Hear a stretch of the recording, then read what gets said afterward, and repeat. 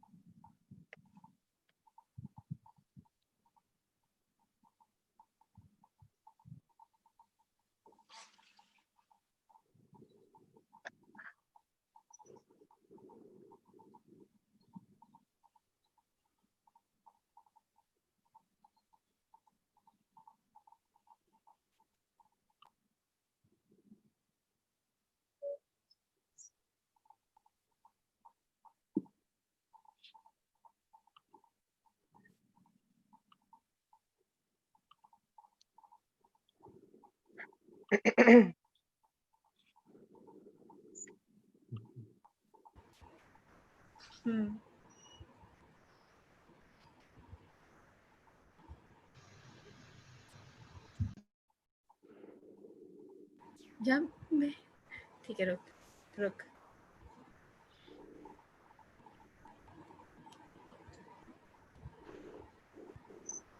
ठीक है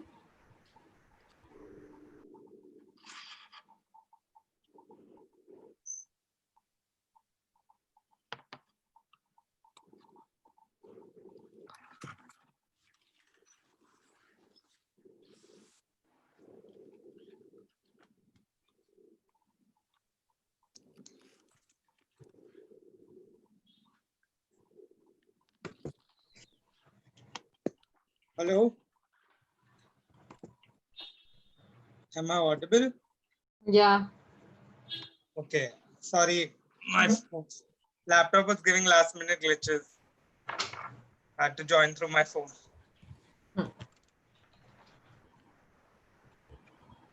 Do we have all the panelists on board?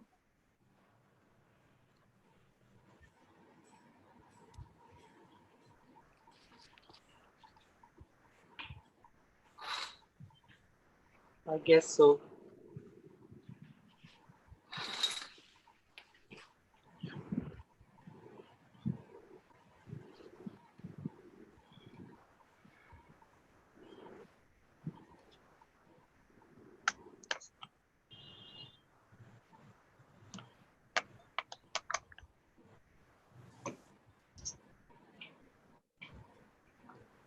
Hi everyone, welcome to everyone here. So we are officially live on YouTube now, so you may begin. Vedant, Bhavya, all yours. Okay, so we'll start. The participants have joined. We'll just give it a minute or two for all the participants to join from the group. We need to share the links before that.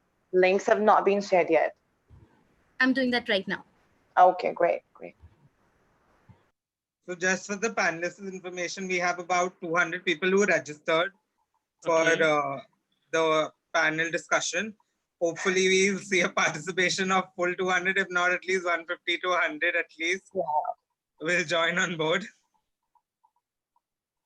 And over the past 2-3 days, we've seen a very nice discussion about LGBTQ rights also amongst the audience members on the group, WhatsApp group, where they were talk about comprehensive sex education, inclusion of LGBTQ awareness in comprehensive sex education in young children. So hopefully that is something that the audience members will pick up also today as they ask questions.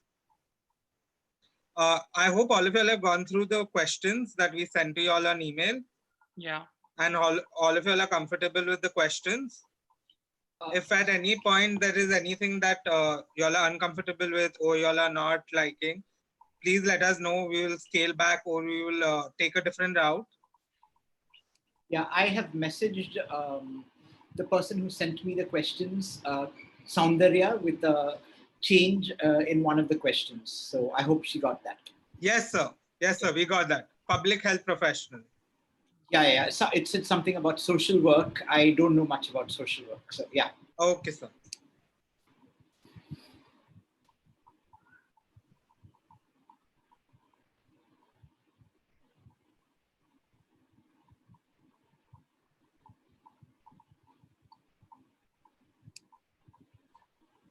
Also, one more thing is I gather that attendee screen sharing is disabled. I'd spoken with Bhavya about needing to share a few slides. So during my question round or answer round. So at that point, would someone be able to make me a co-host to enable Yes, me sir. to share? Just let us know when you want us to give you permission to share your screen, and we'll do that immediately. Sounds good. Thank you. So I don't think we can see you. Are you going to be switching on your webcam? Yeah, I can do so. That would be nice. Thank you so much, sir.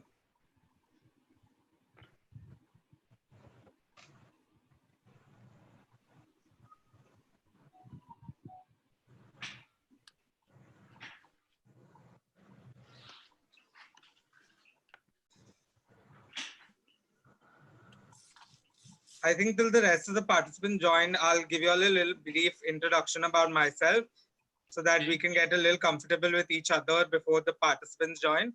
So I'm Vedant Shukla, Dr. Vedant Shukla, just recently became doctor. I'm an intern. I'm from Krishna Institute of Medical Sciences in Karad, but I'm doing my internship currently at JJ Hospital in Bombay. And I'm very passionate about sexual and reproductive health and rights. And I'm working under the PHSP, that's Public Health Stewardship Program under AMSA India. And my project focuses on gender equality. It's known as Project Samaya. That is the Sanskrit word for equal expression and equal treatment of all living beings. I'll give you all a bigger summary of that when we talk about it in front of the panel discussion. But that's basically a little bit about me. My co-host and co-moderator is Bhavya. Bhavya, if you can Yeah, I'm here. tell us a little bit about yourselves. Okay, so hi guys. Basically, I'm Bhavya Bhava, and I'm a first-year medical student at the University College of Medical Sciences, New Delhi. And I hail from Amritsar, and like I had been to some conferences where I had encounter with the LGBTQI professionals, I must say. And that was the time, when I started thinking that yes, this community is having some representation in the world, and they are not just a community. It is something which need empowerment, because they don't need discrimination, they need equality. So I just felt like, yes, I could work if some power I get. And that was the power that I got under PHSP program, as Vedant said. So yeah, and I'm basically the project head for ASITWA, which works for female health, but gender equality and LGBTQI are the other areas of science, or you can say the other areas of life where I love working on.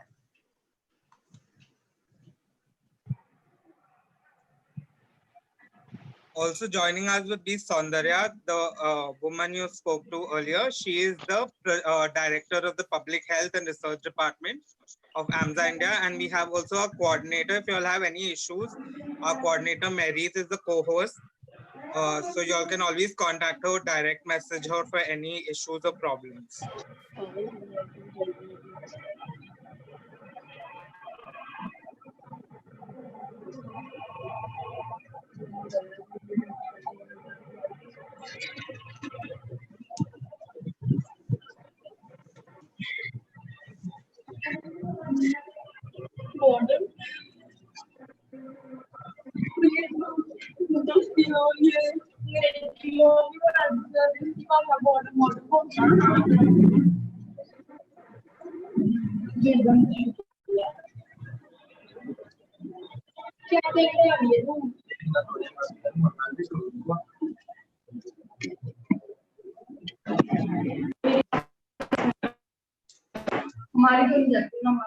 I request other people to switch off their cams and their audio, because there's a disturbance at the back.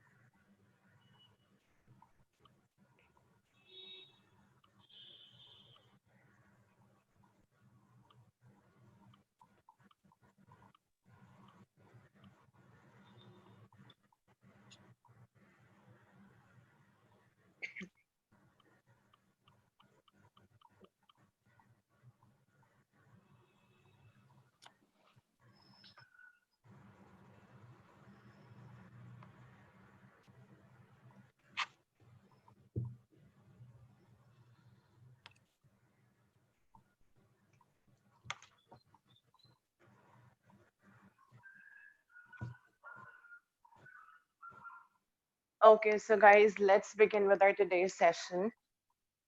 I just like brief you about like what the session is going to be about. So, it's very brave to be vulnerable about your feelings in any situation, but it's even more brave to be honest about your feelings and who you are, who you love, when you know that it might be met with adversity from the surroundings, the society around you who don't approve you for who you are. This month and every month, I want to send my love and respect to everybody who's been, brave enough to be honest about how they feel, to live the lives as they want to, as they are, as they feel they should be, as they identify as. The month that we proudly call as the Pride Month, where I think that we need to celebrate that how far we've come, but I think we also need to acknowledge how far we have left to go. I want to send my love and respect to everybody, more specifically our four panelists who hasn't felt comfortable, and to all the people who are still struggling to come out yet. And may you do that in your own time, and may we all end up in a world where everybody can live and love equally. No one has to be afraid of to, how they feel, to say how they feel, to express themselves. And when it comes to feelings, and when it comes to love and searching for someone to spend your life with, when it comes to owning your truth or expressing yourself without boundaries, don't you think it's all just really, really like delicate? So I Bhavya Pava, a first year medical student at the University College of Medical Sciences, handing over to Vedant now. Welcome everybody to the first panel discussion and event of Project Samaya. Talking a little bit about Project Samaya. Project Samaya is a project that targets the Sustainable Development Goal of gender equality. It is under the PHSPO Public Health Stewardship Program under the Public Health and Research Department of AMSA India. Talking about Samaya, the word Samaya is Sanskrit for the treatment of all living beings equally.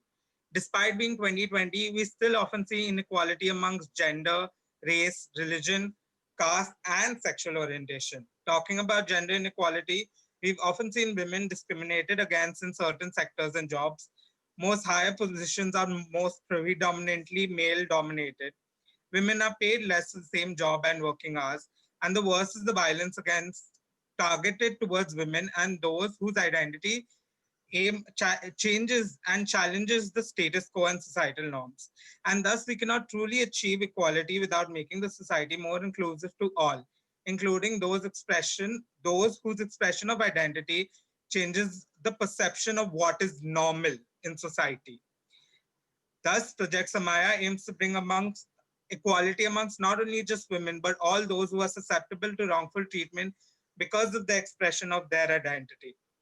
Well, coming on the panel today, we first have Dr. Samira Jahagidar, which is she works with the Department of Critical Critical Care Medicine at Mahatma Gandhi Medical College and Research Institute in Pondicherry.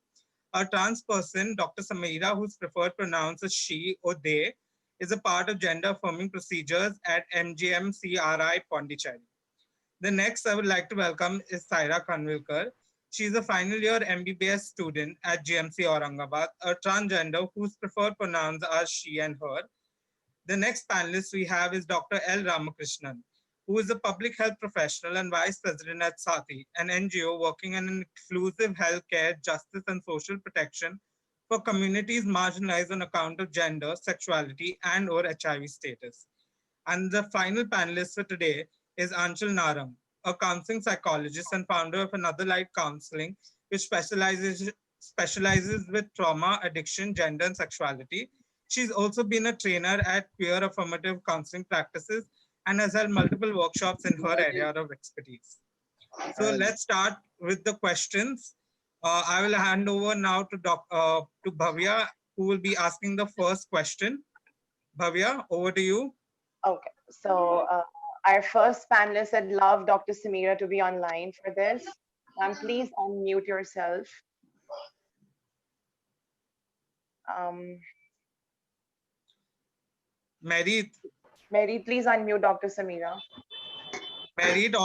unmute all the four panelists. Yeah. Yeah, ma'am. How are you, ma'am? Yeah. So when did I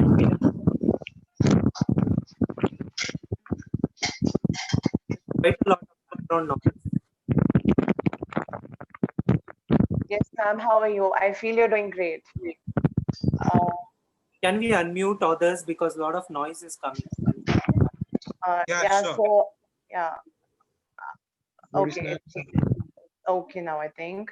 Okay, so ma'am, like you recognize as a transgender. So before we begin our questionnaire round, I'd love you if you break the myths that people have regarding that what basically is a transgender, and how it all goes with anatomy, physiology, and all the myths that people have. I'd love if you break those myths.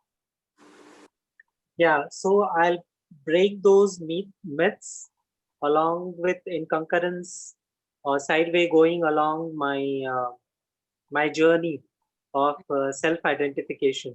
I am sure that people who belong to LGBTI community will agree with me that when you go through this journey, it's a learning lesson for yourself. At the same time, at the end of that, or while continue to do that, you keep on teaching to others also. So basically, I am a Punite. I am a Maharashtrian, born in Pune, small, middle class Muslim family. So lot of religious issue was there. The uh, uh, that time we were not doing financially well. Parents गांव से शहर में आ गए. um, my education schooling started in one of the part of suburban area of Pune, and I grew up very well where my parents were working parents, and I had my own time in home, uh, in a closet where I could be myself, where parents are working, one sibling not there because her schooling time is different. And somehow I used to realize that I'm something different. What my parents are trying to project me that as my pet name was Raju. So I'm definitely not Raju. So I used to close the door and I used to create my own environment where I be running uh, world.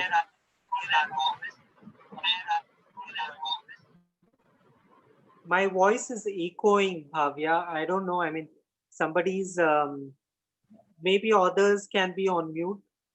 Yes, ma'am. It's better now, I think. Okay. So one fine day when my cousins they came on vacation, summer vacation. So my cousin, I saw her while bathing, and I realized that her genitals are different than me. Okay. Till that time, probably I was thinking that okay, I'm girlish. I like every other thing to be there with a girl. I am girl, kind of thing. But this was something different, and that was the start of confusion. And as I grew, in my school days, I remember very well in sixth standard or fifth standard, when school function was there, where I was given, my teacher gave me a role of there was a, dance where one farmer and his wife were dancing on the stage. So I had been allotted the role of that farmer's wife. Okay. And I was very good in dancing and act and singing and all that days. So my mom came to know uh, that I had been allotted that role, and my father was quite furious about it. He just said that no, uh, Raju will not go for any kind of dances and shows and all, and then I was bad. Okay. So, that kind of a rigidness was there since childhood that my parents imposed on me. Many of the time, I remember that my father used to say that, why are you walking like this? Okay. why your hands are like this? So those kind of impositions were there, and because I was very scared of my father, I started unknowingly imposing those things on me.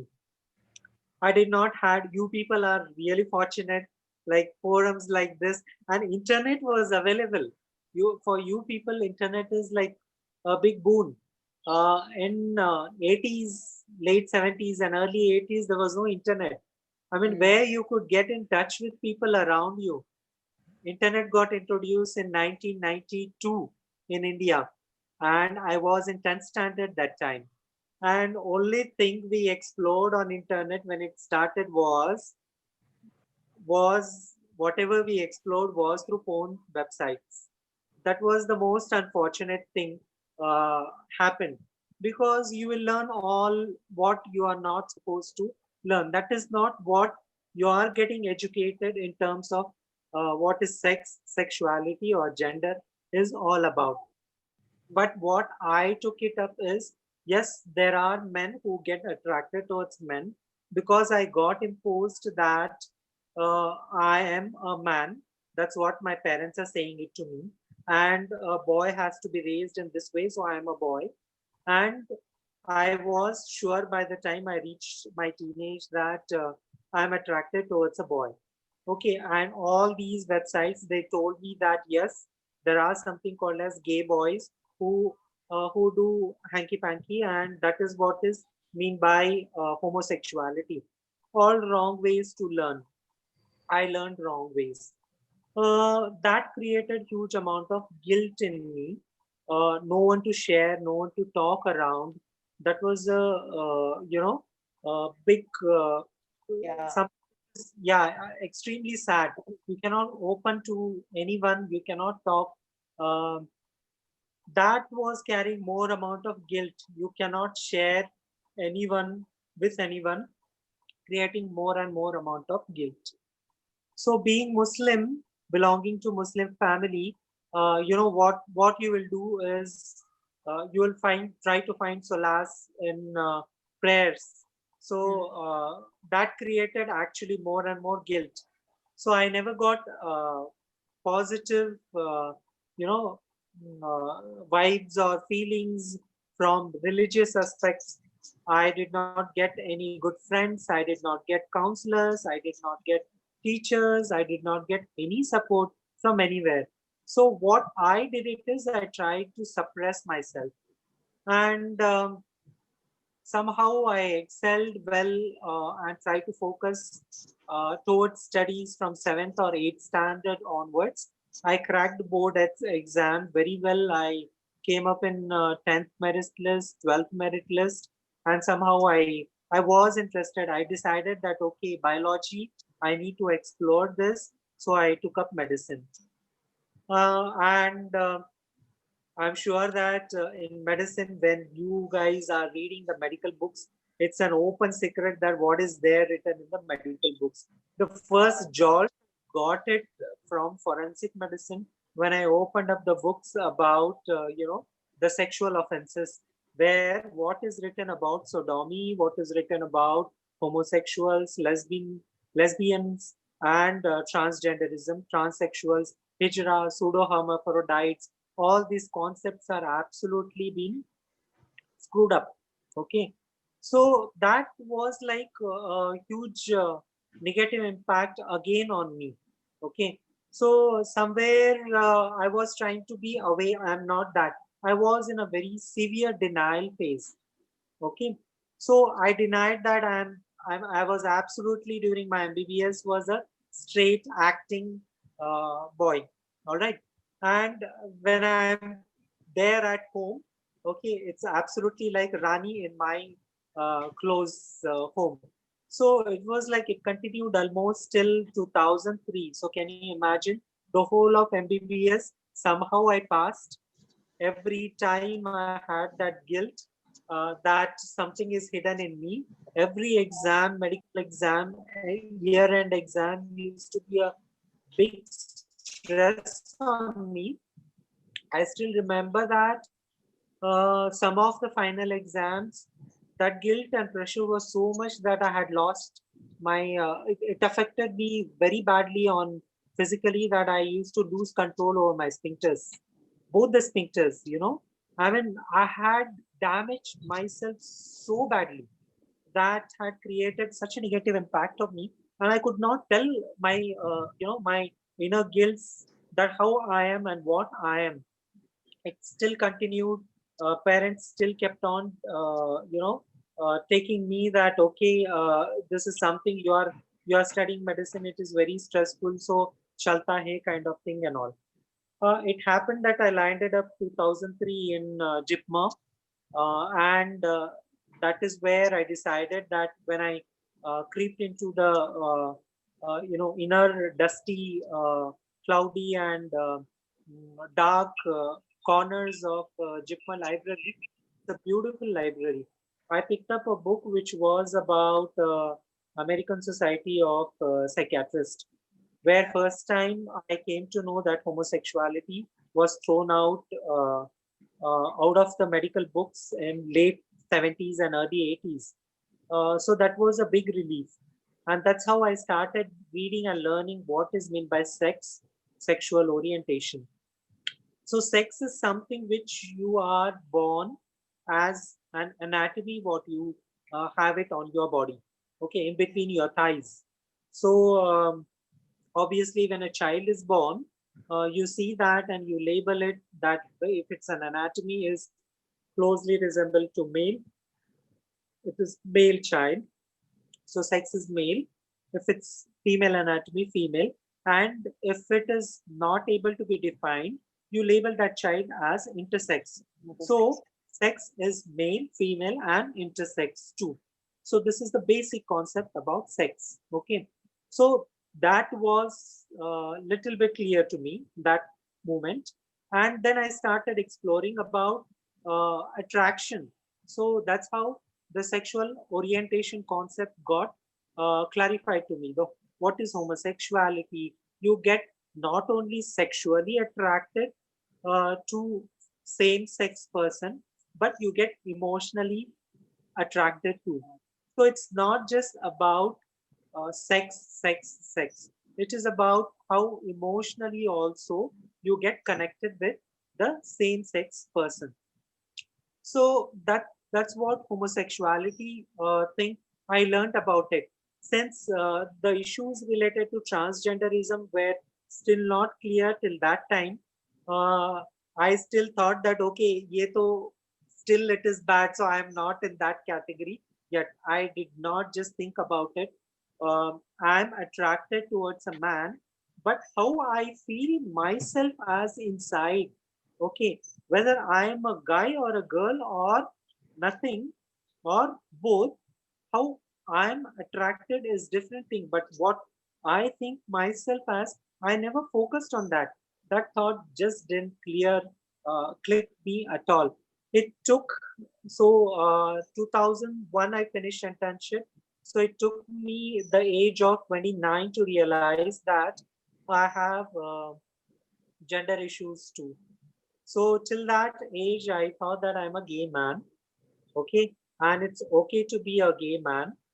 When I happened to get married with a cis woman, and the issue came about uh, that no, I'm not attracted towards a girl. That's okay, but when I'm attracted towards a man, I feel that there is a woman inside me, and all throughout that I did it in my childhood, where I closed the room and I was open as to myself in front of the mirror as a woman. Okay, definitely not as a man. That is something different than that. So I had actually a gender related issues. So gender is something which is here. Okay. That is what thought started developing in my mind. So first I cleared myself. I came out to my parents as a gay man. I stopped that me being getting married, and just wiped off all those things. And then the gender issues I started sorting out on that. So this is what in brief about what is sexual orientation and what gender and gender identity related to or in concurrence or along with my journey till I had age of 30 years. That's really great, ma'am. It's so overwhelming, and how you fought it so bravely. That's really nice. One more question from my side. I mean, I know it's a bit personal. Did you have like SRS, the sex reassignment surgery, the affirmation surgery? Because I read in your bio, you are like at your college, you're providing the gender affirming surgeries and therapies. So tell us more about like how SRS is done, whether you had it or not, and how it affected your life. Yeah, so I'll start up from where I left the age of 30. So when I identified that I'm having a gender issue, and yes, exactly during that time I had my relationship issues too. I finished my post graduation in anesthesia and joined. So workplace definitely was not conducive. Hospital, how and whom to tell about. So I decided that somehow, yes, my boss, head of the department, Professor Ravi Shankar, is something who can, very patiently listen to me. I can sit next to him and tell what I am. So he was the first person I felt comfortable that I should talk to, and I told that yes, I identify myself as. I do not identify myself as what you had been thinking all throughout, and I have decided that I'm going to start my gender transition. And at this moment, I do not know how I am going to do it. I'm talking about 10 years ago. There were no one available uh, explicitly known in India, at least in South India, that who could, take hold on or tell it very clearly how a gender affirmation process has to happen. So I said that I do not know how I'm going to do it off. Unfortunately, I did it self-experimentation during that time, thinking that I am a medico, I'm doctor. Yes, reading books, I can very well take care of that, but I landed up into some issues related to that. So that was one aspect. Don't, if you are a medico, don't have that pseudo confidence that you can take care of yourself. You need a system. You need to have people who can take care of you. Okay. And when I looked around, nobody is there. Oh my God. So peer group support happened. There is a beautiful group in Chennai named Orinam, and that's how I came in contact with Dr. L. Ramakrishnan Ramki, where we are part of that Orinam group. Few more community members were there, uh, very well supportive. So I got a community help and support also. So through some friends, psychiatry friends, I got in touch with psychiatrists. My counseling started. I got in touch with endocrinologist during that time. Yes, Ramki has shared a link in the chat. Please go through that beautiful group. We have organized quite a lot of things now. So I got in touch with a surgeon, plastic surgeon. He directed me. Fortunately, Dr. Usha Shriram, she just came back to India, and she had worked with trans community exclusively in Chicago Health Center, where she was taking care of transgender people there with respect to endocrine therapy. So I was fortunate enough that I started a journey of gender transition, gender affirmation there.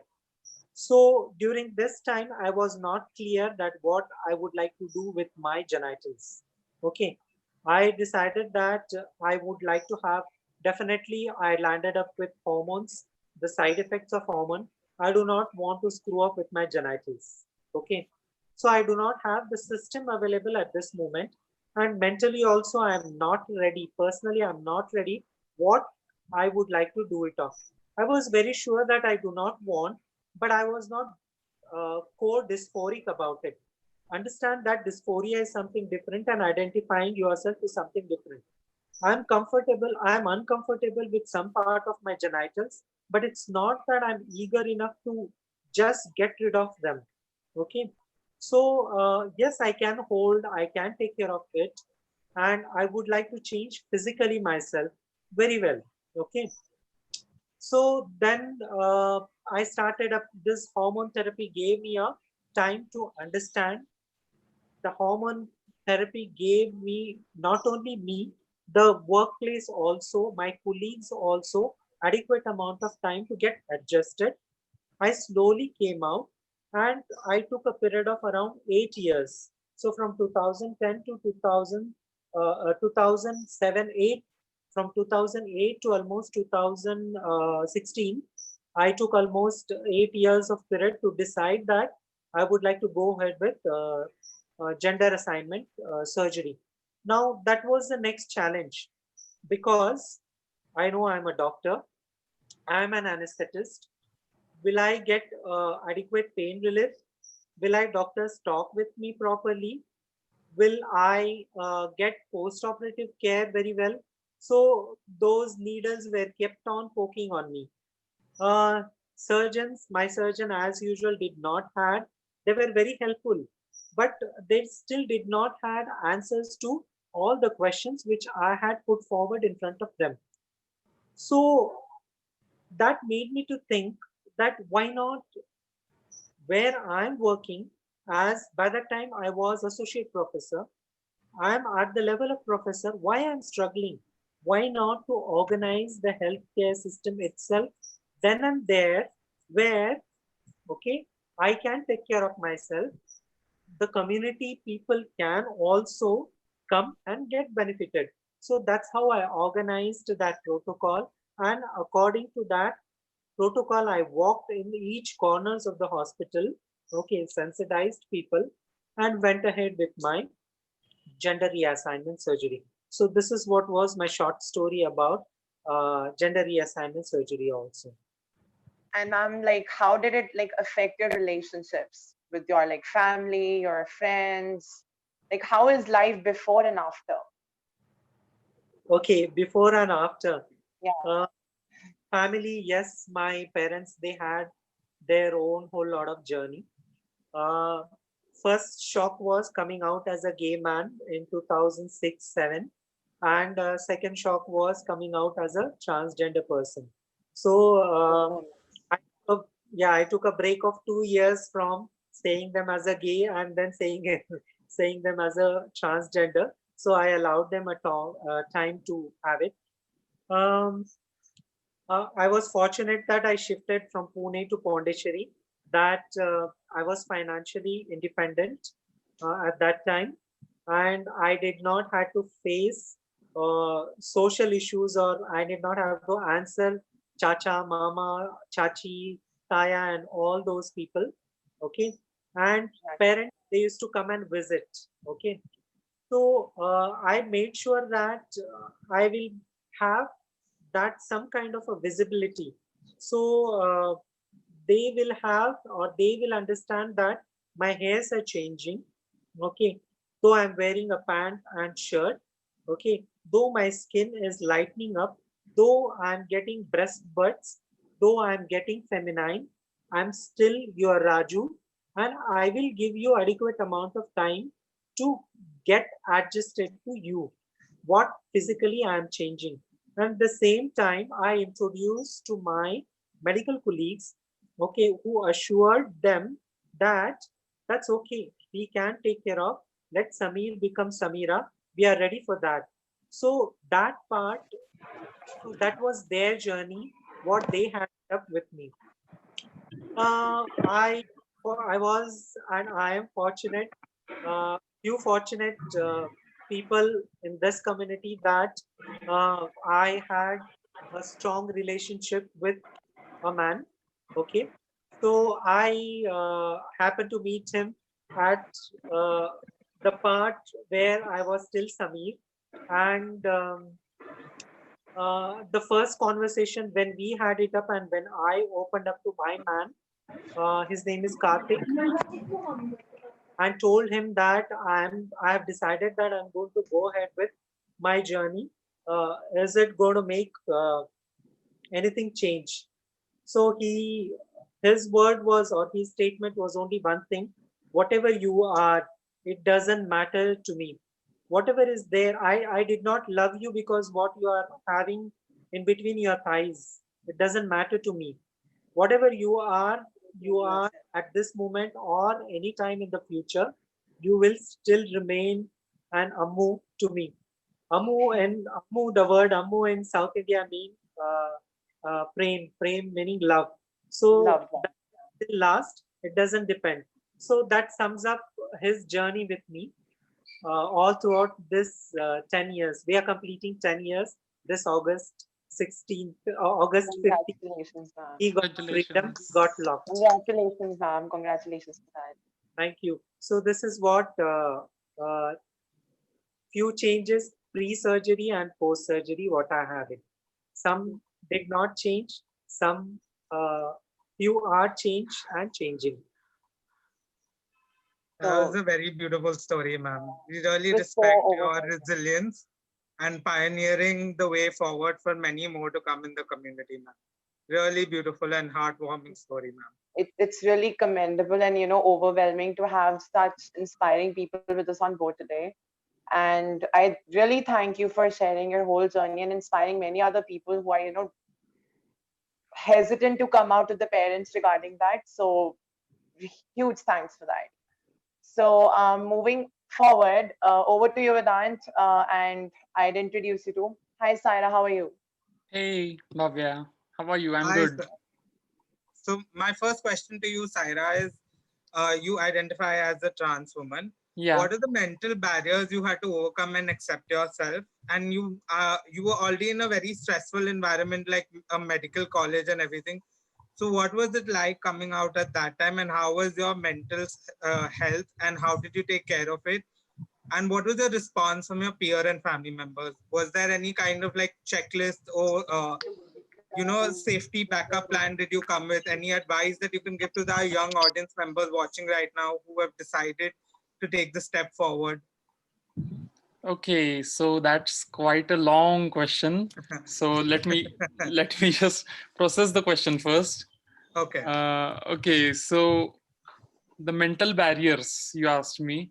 Okay, Yeah. so the thing is, I was quite feminine as a kid, and when I was around 7 or 8 years old, I knew for a fact that I was not a boy, because a kid of 7 or 8 years old doesn't know what is supposed to be between his or her legs. Yeah. So yeah, so the thing is, even when I was 8 years old, I guess even when I was 6 7 years old, I used to tuck my penis between my legs and pretend that I didn't have it.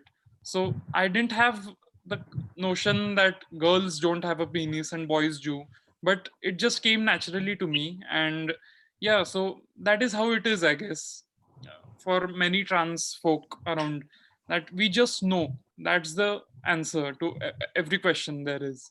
And coming to the mental barriers, well, first of all, I'd like to say that I study in GMC Aurangabad, and Aurangabad is in Maharashtra, and it is quite a regressive city compared to the rest of Maharashtra.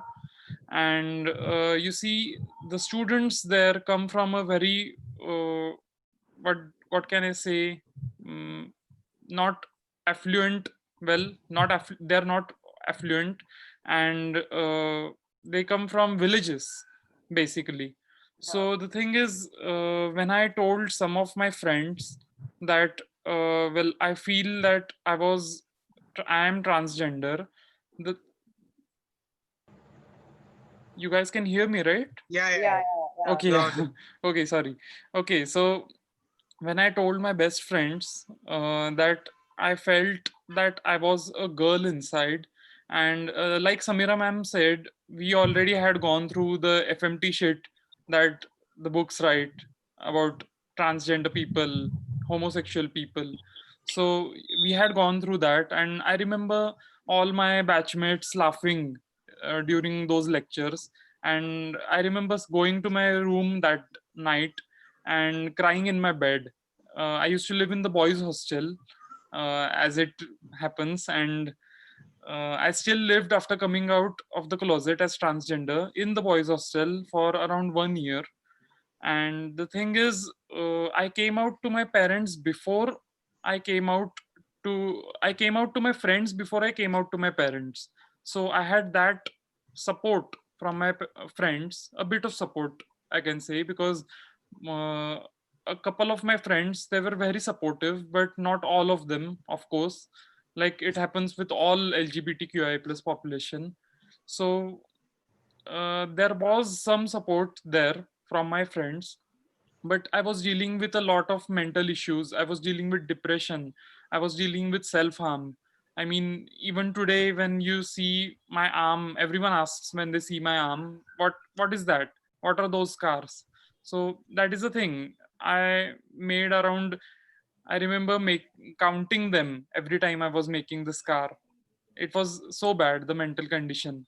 So yeah, after that, sorry, someone's talking. Hello. Yeah, we can hear you. Okay, yeah. So after coming out to my friends, I remember one of my friend screaming at me and telling me that you have lied to all of us for all these days and you're a freak and stuff like that. Abused me a lot.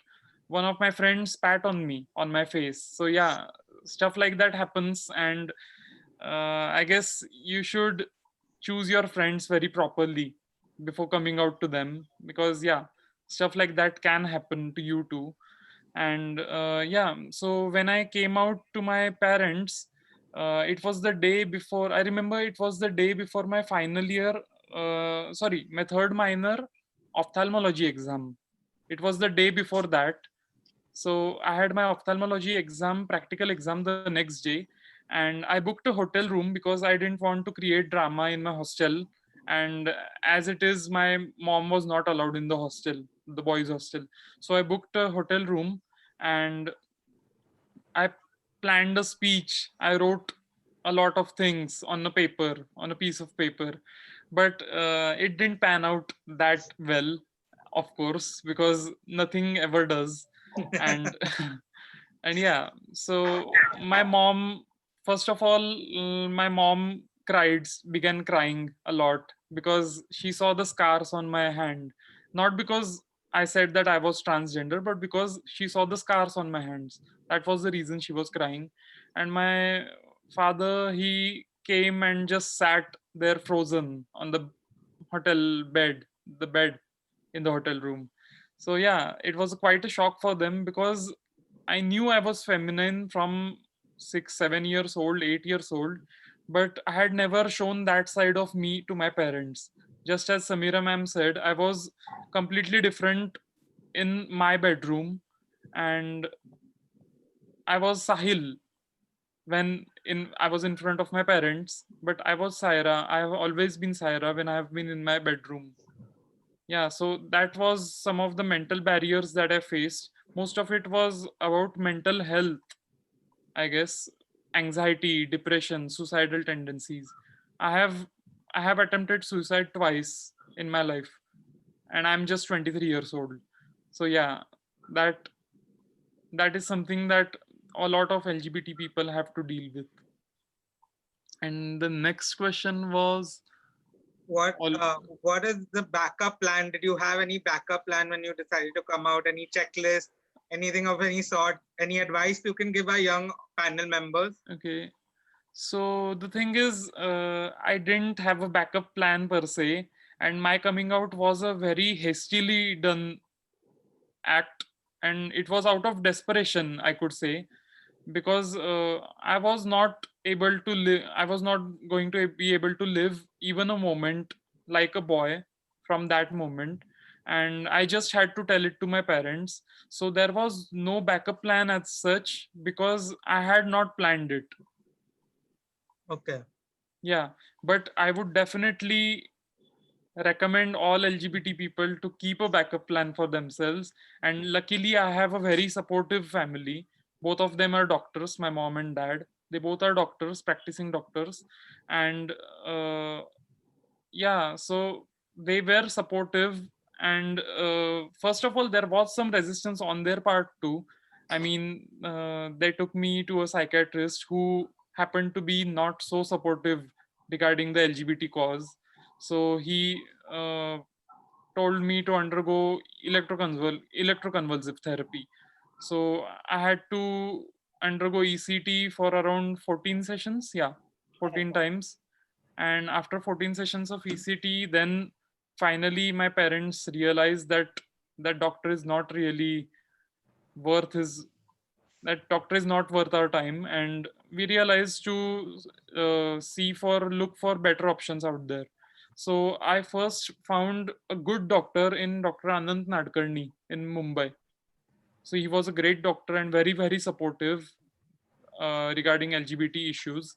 And yeah, he told my parents, explained it to them, and then yeah, I started transitioning and I started with my hormone replacement therapy, HRT.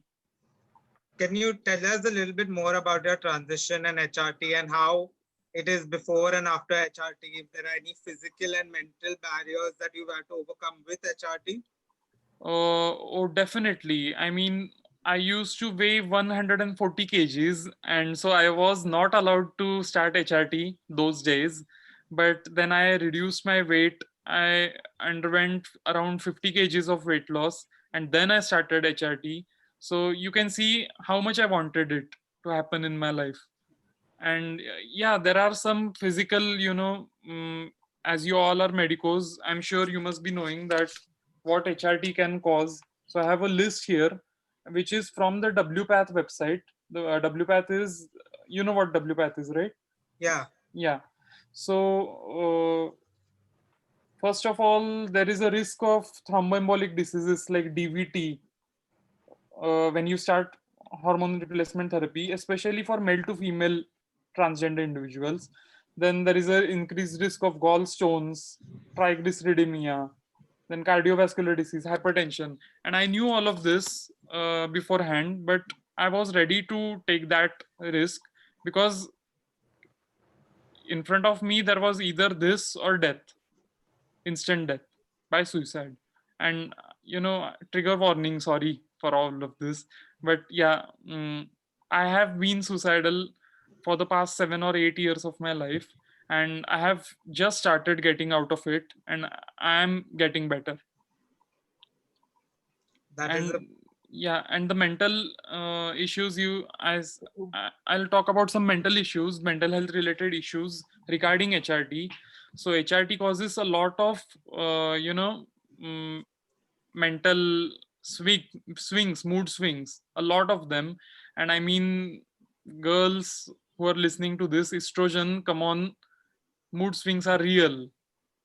Yeah, men need to understand that mood swings are real, and yeah, it happens. And yes, I think that is the perfect way to end it. Yeah.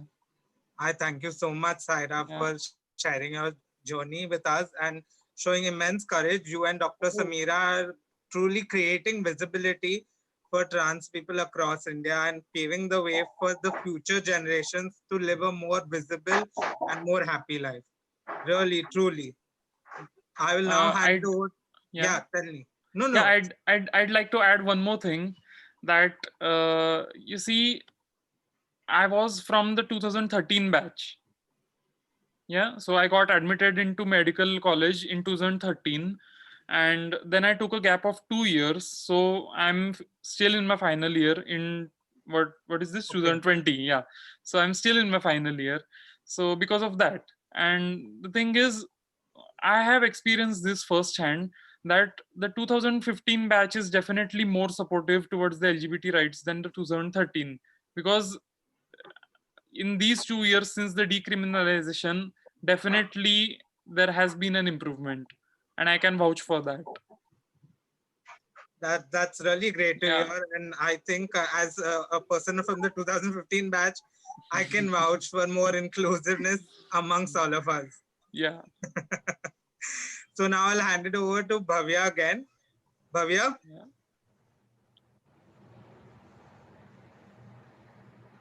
Bhavya, you unmute yourself. Yeah, Can you hear me, guys? yeah. Yes. Okay, so thanks, Saira, for sharing a story with us. It was another inspiring story than Dr. Samira one. So I'd like to, call up now Dr. Ramakrishnan. So are you there? Doctor, he's asking us to unmute. Yeah, he's unmuted. Yes. Hi, everyone. Hello, sir. How are you? Hello, sir. Good. Thank you. Okay, so like my question, the audience question for you is that, firstly, like tell us like what basically is identity and what are the different spectrums that come under the umbrella term LGBTQIA plus. Okay. Um, do you think I might be able to do a little bit of a screen share? Yeah. It's disabled right now. If you could enable it, yeah.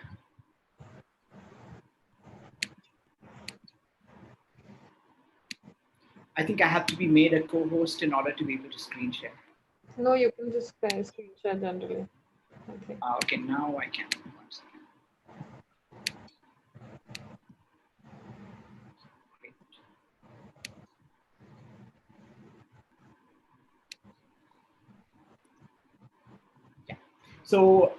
So thank you again for this opportunity to speak to all of you from AMSA. So I'll be talking a little bit about sexual orientation, gender identity, expression, and sex characteristics. A little bit of a background. I work with an NGO called Sati, which is headquartered in Chennai and has 12 branches across the country and works in all the states of India. LGBT issues are one of the issues we work in. We also work on reproductive, maternal, newborn, and child health. We work on pediatric TB, pediatric HIV. We also work on HIV and TB with marginalized populations like prisoners and with the LGBT community. We work with several of these groups that you see here all across India: Manipur, Odisha, Pondicherry, Tamil Nadu, Gujarat, Kerala, and there are several others. But overall, we work, as you can see in the logo here with the Rainbow India, we work on inclusive healthcare, we work on inclusive laws and justice, and we work on inclusion across institutions. Institutions could be the institution of family, the institution of education, the institution of workplace, etc. So that's what we try to do. We initially started off as a public health organization focused on HIV, and we were founded in the year 2002. And as time went beyond, we decided that there's no point in restricting health versus rights, because a right to health itself is a right. And a lot of the reason that LGBTIQ and other communities are unable to access healthcare, stigma-free healthcare, is because of rights violations, which also result from stigma and discrimination and prejudice in society. So now over to the SOGS 101. So SO is sexual orientation, GI is gender identity, E is gender expression, and SC is sex characteristics. Bear with me as I do like a very basic lecture, which is probably familiar to a lot of you. If you're talking about sexual orientation, it itself is a part of human sexuality, which includes orientation, behavior, and identity. And what you'll see here in this depiction is that the three of them are not, they're overlapping, but there may be aspects of orientation that are not reflected in behavior, vice versa, aspects of identity that overlap with orientation but not behavior, etc. So just doing a deep dive into this, look at the top panel, top left panel, which is, imagine a three-dimensional axis with attraction to men, attraction to women, and attraction to non-binary people as the X, Y, and Z axes respectively. So what we are saying when we're talking about sexual orientation is that an individual can be attracted to people of different genders, and it's not necessarily that someone who's attracted to one gender is not attracted to another gender. So someone could be heavily attracted to men and not at all attracted to women, or vice versa. They could be equally attracted to everybody. They could be not attracted to anyone, which is asexuality, right? Now contrast that with a very similar graph of behavior, but it's talking about sexual behavior with men, women, and non-binary people. Again, a person could be anywhere in the spectrum. They could be having sex with nobody, which is celibacy, which is the 000 point of behavior, as contrasted with asexuality, which is the 000 point of orientation. You could have someone whose behavior is exclusively with one gender, two genders, multiple genders, etc. The point is that a person's position on these two graphs need not be the same. Imagine a lesbian woman who is exclusively attracted to other women, but because of family pressure and social pressure is forced to marry a man. and is forced to have sex with him. So in terms of behavior, she may be having sex with a man, but her orientation is exclusively towards women. So there is that incongruity between orientation and behavior.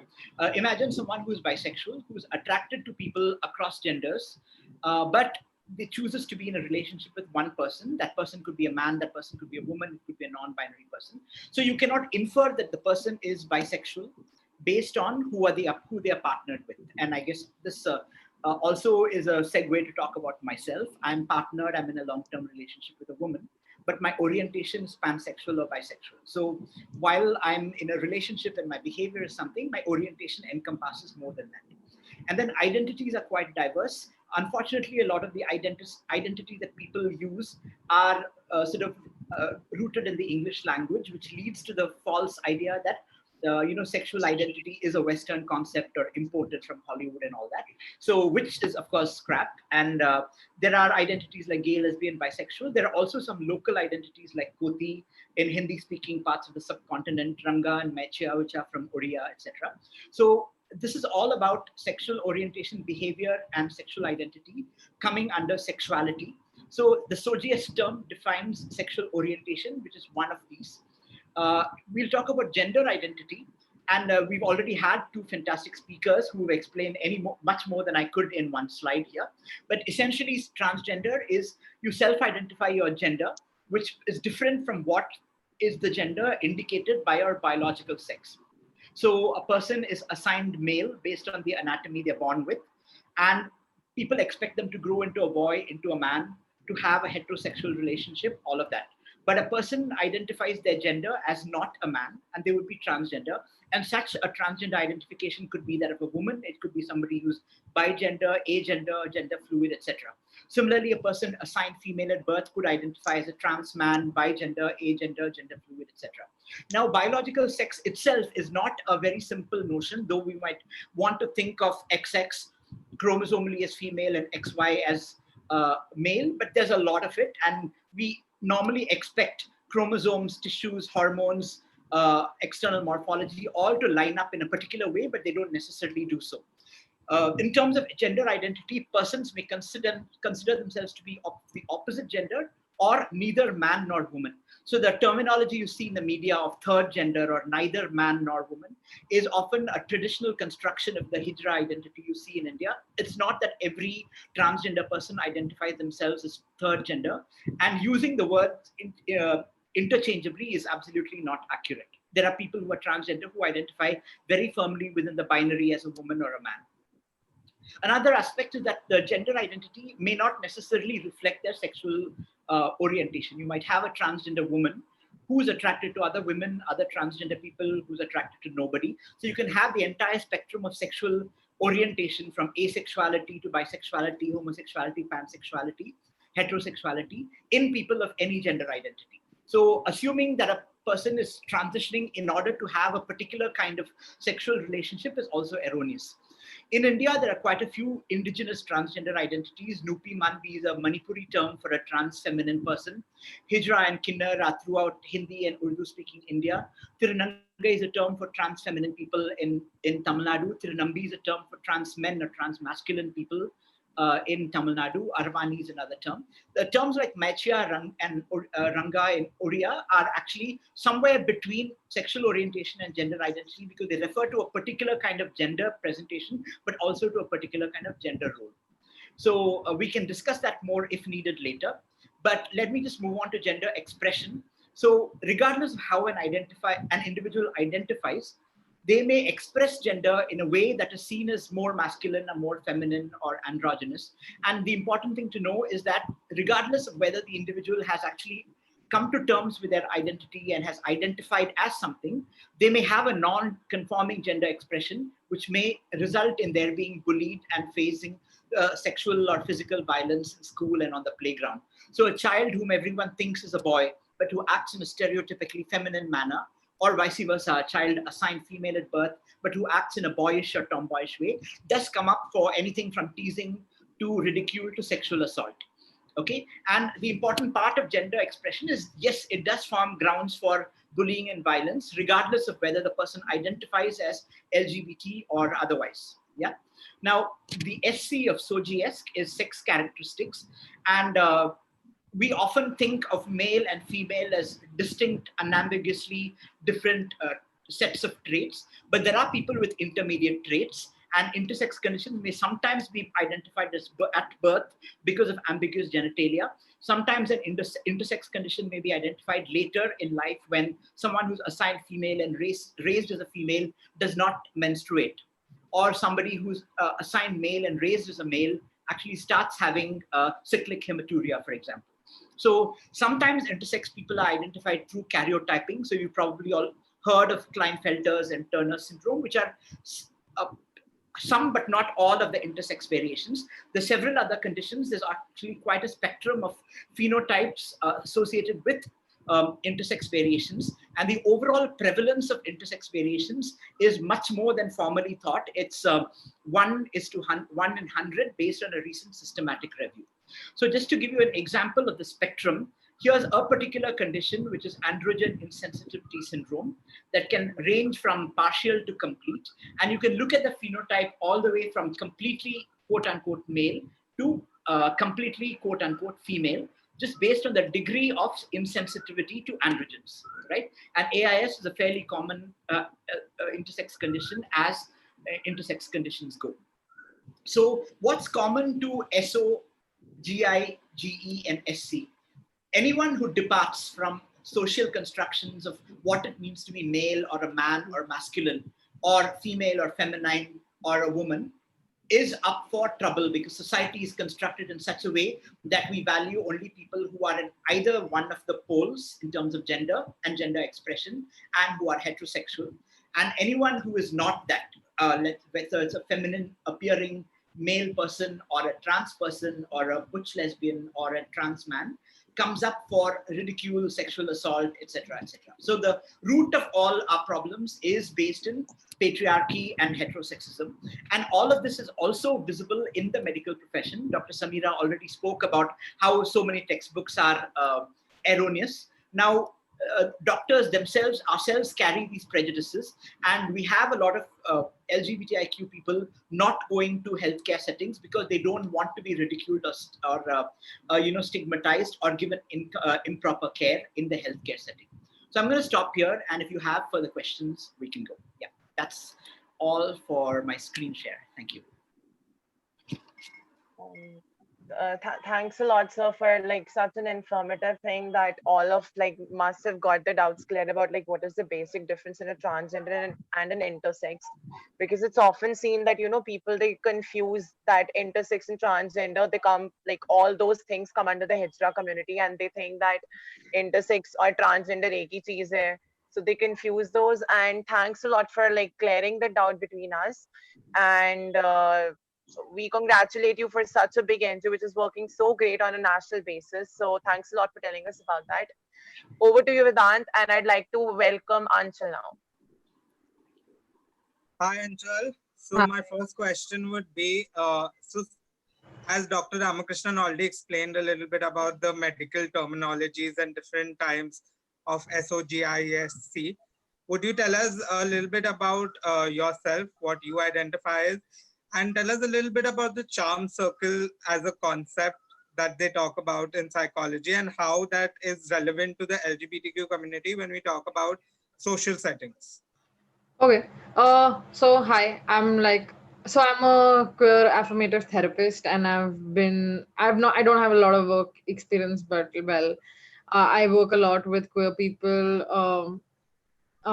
So I started to identify in my life as first someone who just attracted to one person who was like my first girlfriend, because she was like my special friend, and that's it.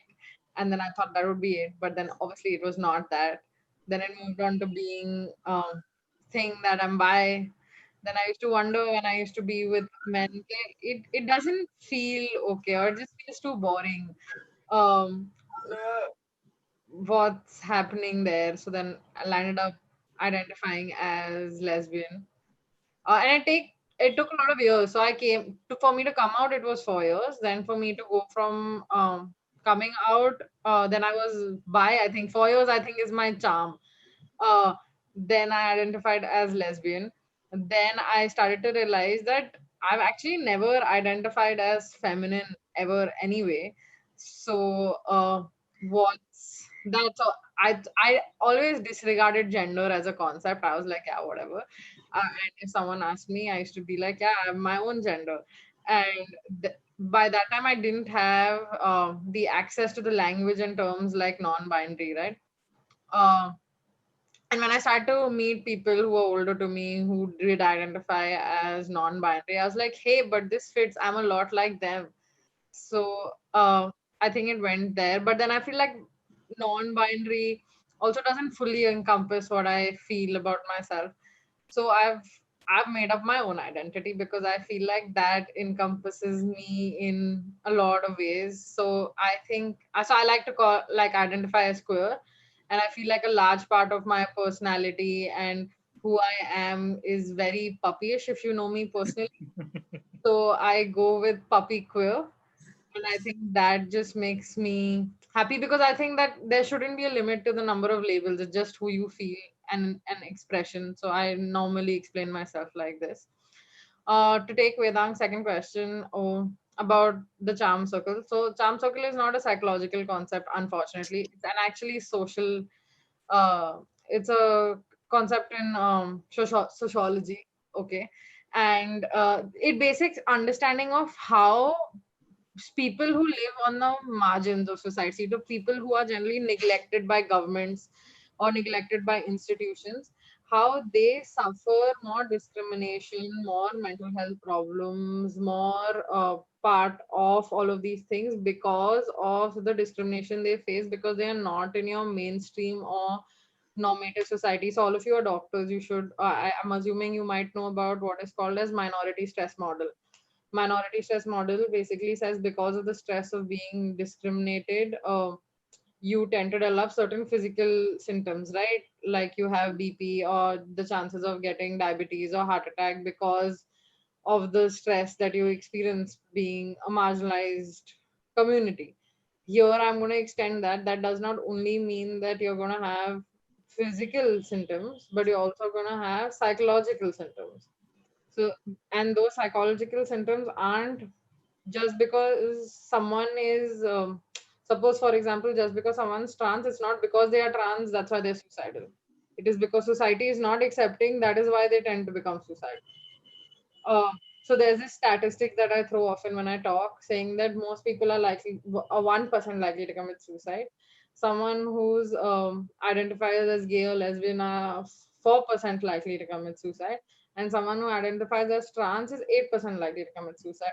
So the interesting question is how that works, right? So societies in general and institutions in general oppress people. So as Dr. Samira shared and Saira shared, that they were part of institutions, right, had which made it tougher for them to come out when they did and how they did. So whether it was the medical institution or whether it was the fact that you had to have an institution of a boys' hostel in the first place itself, right?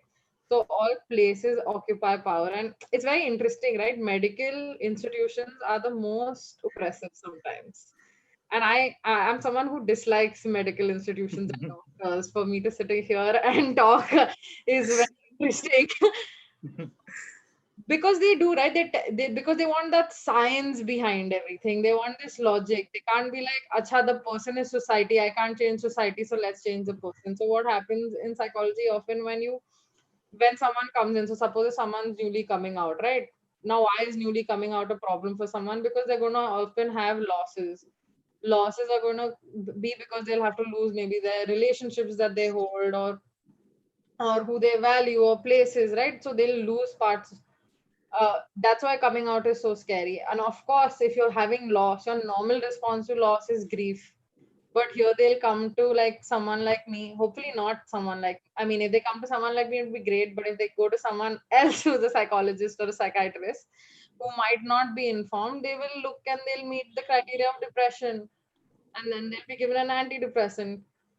And I think that's where the problem starts, right? Because the problem is not about fixing this person's mood because of antidepressant. It's about becoming curious about what is making this person that way and how all of us actually in society have an equal responsibility to become more, to take more responsibility.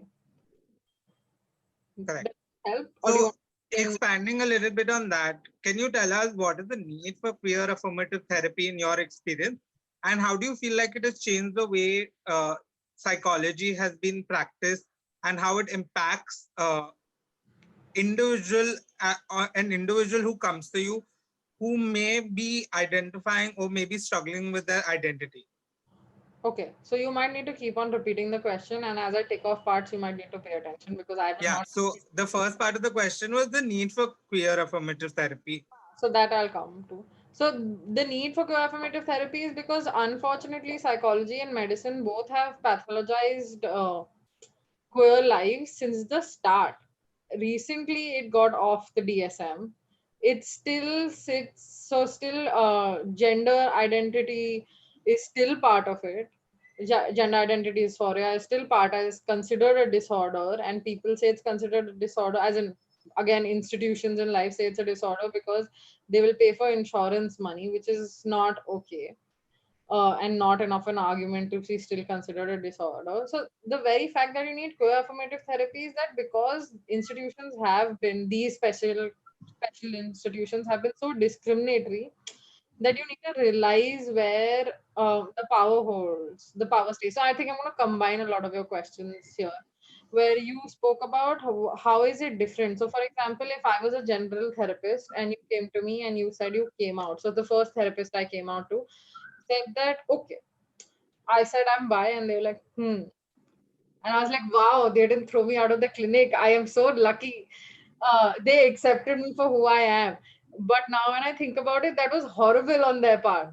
They can't not say anything, and their response to it doesn't matter who you sleep with, or it doesn't matter what you identify with, right? But the question is, it does matter. You might not have a problem with who I sleep with, but it matters in every aspect of my life. Who I put on social media, what I do, who do I get married? What was that sound? Uh, would matter. So rather than saying that, being more affirming would have helped. Oh, I'm so like thankful you came out to me. I could trust you so much. Thank you for telling me how can we make this process easier, would be the affirmative therapist. So affirmative therapist means basically taking a step higher than what you would generally take. And in psychology, unfortunately, psychology and doctors always taught you better be neutral, you better let your emotions not get into the way. But why? Your emotions can be your strength, and it can help your client feel better. And everyone who does get involved with emotions, even with doctors, tend to be better doctors or tend to have more clientele than your people who don't. Uh, so like as professions you're grilled into, do not have an opinion. You are completely transparent in that room, and co-affirmative therapists say that you're not. You actually carry who you are in that room, and you carry power. Even if you're like a fly on the wall, the type of fly that you are will carry power of your privilege. And I think QACP does this, is where they make you aware of the privilege. Are you someone who's privileged? Are you someone who's cis? Are you someone who's heterosexual? Are you someone who has a luxury of having an education, which is great? So if you have those are the identities you're carrying into the room. So you're not only carrying the power of a therapist, but you're also carrying those many powers, which means it becomes a barrier for you to understand queer life. So you need to at least acknowledge that that power is there, rather than saying that it's not there. A lot of times people say, no, it's not there, but it's just there. If you have a photo of your son on the side of the table, it's there, assuming that you're having a son and you're cis and you're straight. Oh, what did I Thank miss? you. I think that was very informative about how society works in general and how we tend to neglect those aspects because as doctors, we tend to only focus on medicine. And like Dr. Samira said, evidence-based medicine, which then becomes an ego practice for us. Diagnosis, diagnosis, diagnosis. Yeah, And that's not how we should work. I want, Hopefully, yeah. sorry, I remember, Sorry. so I'm going to say something. Is it fine? Yeah, go ahead. Uh, So it's very interesting, right? When you speak about evidence and science and researches, it's very interesting as to who gets to do the research, who does the research, and what types of research get the money, and what types of research get the funding, and what types of research are allowed to happen in itself. So the very fact, so if you had to still Google how to do conversion therapy on someone, you would still get material, but you would get very few material on how to be a co-affirmative therapist, or what are the steps that I need to take, or is it this is not something to be treated, this is just there, it's like not like at all something to be considered bad with people. And when I spoke about conversion therapy, I'm so sorry you had to go through that. That was heartbreaking. I cannot even imagine how strong you are to be here to be able to speak uh like that. All of that is just like I think mental health professionals and doctors should have like a 5 month interview before getting somewhere. Yes, truly, that was. I think you've given us a lot to reflect upon as future doctors and leaders of the medical profession. Moving on to the next round of questions, I'll hand it back to Bhavya. Bhavya, Bhavya, have you gone to sleep? No, they are not. Mute. Can Bhavya be unmuted, please? I'm Yeah. unmuted. I'm sorry. I don't know what happens with my phone. I get unmuted all the time. Maybe I'd been speaking a lot. So, okay. So, I'd like if Dr. Samira's unmuted again. Doctor, can someone please unmute Dr. Samira? Yeah. Oh, okay. So, ma'am, I hope you're not getting bored with this session. No. Okay, so ma'am, my question for you is that since you've been through a lot and you shared such a beautiful story with us, I'd like to know what are your views that, how to include trans people, the transgender community into healthcare units, like what should be done and what specific things should be made into account by like the government, or is it amongst the medical societies itself, or it's MEU, like what basics should be done, to give them more acceptance and for them to live easily, because like since Sarah mentioned, she's been so suicidal.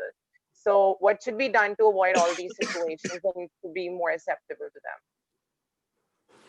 Yeah, of late there is quite a lot of activism is happening, and it got picked up very um, specifically in this decade.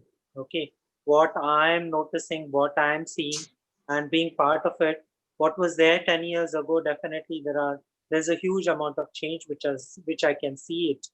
And fortunately, we are fortunate, your generation is fortunate that quite a lot of benefits you people will rip out of it, and progress ahead and take that legacy ahead, that it will become more and more inclusive.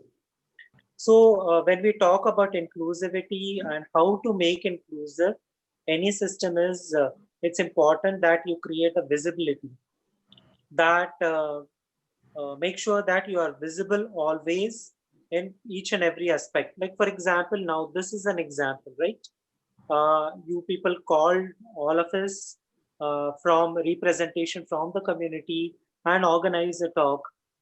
A very similar way, when you are working at your workplace, make sure that you offer a visibility, uh, that you belong to this. I know this is a challenge, but definitely now look at Saira. Uh, yes, it is possible for her. It took me 10 years. Okay. Uh, no, not 10 years. I mean, I cannot imagine. My MBBS is 1995. Okay. I cannot imagine myself that I would have done that in my MBBS period. But definitely, to certain extent, yes, it is possible now. And you need to make some kind of a conscious effort. There is backing available. You can shout out for help. Organizations are available now. Any kind of infringing efforts happen on your uh, your sexuality, your identification, any kind of discrimination happen, you can openly talk about that. There are different forums are available now.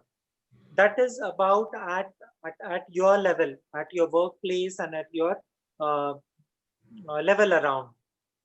How you can make a change when you want to make a change at your workplace, at your institution.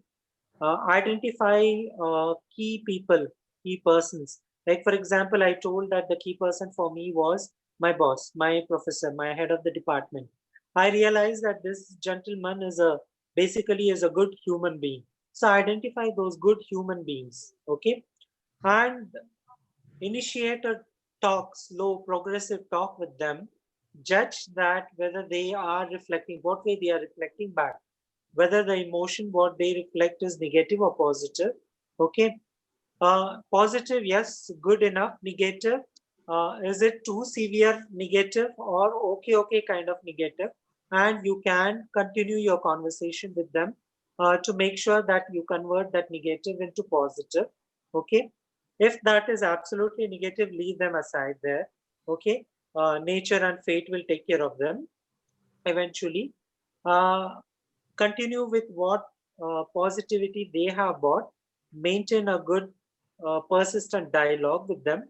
So that is what I continued with people around. I came out to one after another. I came out to my colleagues slowly, slowly, and I told them that this is what is happening. Now, after 10 years, when I sat with my boss and I was talking about it, I realized that there were at least in a week 100 complaints used to be there about Dr. Samira. Okay, that how she is, and she gets off mooded. She's too moody. She talks quite rough, and sometimes she is like off label, going somewhere else. She is not attentive, and PGs used to complain. Colleagues from other departments used to complain, but you have that one solid person, head of the department, that he used to say that Samir is undergoing a huge amount of change. Uh, Probably those mood offshoots are because of her hormone, and we all need to understand. So that's how that used to get all the conversations used to get cut. I remember very well that absolutely criminal effect was made by other department that 30 consultants gave one single letter and memo to the medical superintendent that how I used to ill managed cases. Okay, but unfortunately that was not the issue. It was an issue inflicted by one assistant professor junior with whom I had a bedside argument. Okay, that the issue is that you are communicating, failing to communicate, and he was trying to have a ill talk about me. So I had to sit with root cause analysis. When it happened, I had to sit in front of my boss and tell that this is what is the background story. So he had an issue about my looks, my gender. Okay, this has to be slowly bought into it. They are phobic. That phobia, what way they reflect it and create a problem with you, that you need to bring it out very slowly in front of them. That's how you slowly kill them. Okay, talk. You need to have a huge amount of patience. Okay, fine. At this moment, they are treating me this way. I am in bad, sore mood. Okay, at this moment, I need to pause, but there will be a time that I will talk very patiently, and I'll come up with a very positive, affirmative, leadership link. Okay, so this is what slowly and after lots of banging on head, I realized it in the healthcare system. So it will happen, challenges will come, and that's how slowly a dialogue or communications you will establish. That's how you will make sure that you will put yourself forward onto it. Now currently this concept is not very well been established in medical institutions, where most of the corporate industries in India, abroad, yes, they are. India also are including is diversity and inclusion cells. Okay, so typically that's same principles or objectives I put forward when we formulated the gender care team. Okay, where we need to create a visibility, we need to talk around with people, uh, include people from the community. So along with me, community-based organization leader Sheetal, she is a transgender woman and working as a hospital executive. She has been included into that. So she takes care of how to talk with the people around. And I'll be talking about, no doctor, you have not talked this well, sister, you should have behaved this way, that way. How a visibility there when the client comes in the institution, put some posters around the OPD. Okay, that how, okay, the transgender clients will be comfortable, and at the same time, other people will be seeing that, okay, oh, all right, transgender people are coming here. Put around all those videos running around on waiting areas where even LGBTIQ community are having healthcare needs, and that is what started slowly running in the institution. So that's how the visibility part also came up. Now, how the inclusion part started in our institution. Looking my journey, one of my theater attender, theater assistant, he came out to me that he is a transgender person, and he wants to transition from he to she, and that was a big joy for me. Such a good news for me, and consider me as her mentor and supporting her, looking forward. That was again a big challenge for me. Okay, I was privileged as being a doctor, but how a theater assistant is going to get, transition. One more staff nurse came out visibly and said that I would like to transition, and that's how, apart from me, there are other allied healthcare professionals slowly started taking up the decision. So that's how diversity and inclusion, whole plethora, is slowly getting included. So I feel that being part of the community, we need to learn those diversity inclusion principles and slowly start making those changes, subtly start going to make those changes in and around you. This is what I can think about it. That Thanks is, a I lot, think ma'am. that's very all encompassing, ma'am. And that is Yeah. truly from top to bottom, I think you've covered most points. Uh, Before I continue, I would like to tell all the four panelists, if you would like to share, your social media handles or any contact information in the chat box, so that our young audience members who want to seek guidance can ever text y'all. Y'all are most welcome to. There are also a lot of comments supporting y'all and very beautiful comments. The next question I would like to ask Saira is, according to you, what are changes that can be made in medical education and how medical colleges approach students to make a more inclusive space and more mentally conducive space for everyone?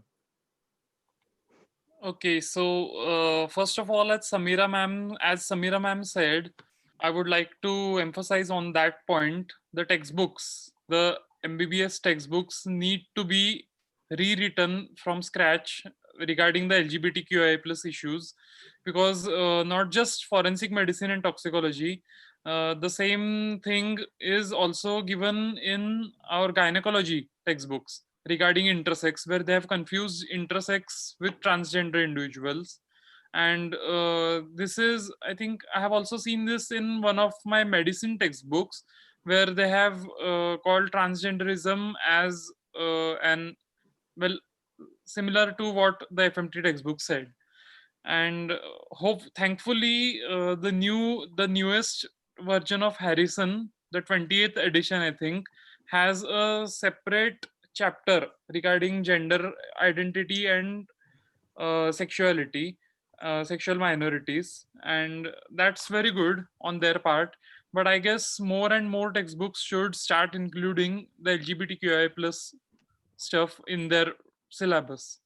Also, I would like to add that the medical colleges, well, I don't know about the medical colleges in other states, but at least in Maharashtra and the government medical colleges I'm speaking about, they should, conduct gender sensitization workshops, sexual orientation, what is sexual orientation, what is gender identity, as Ramakrishnan sir explained to us.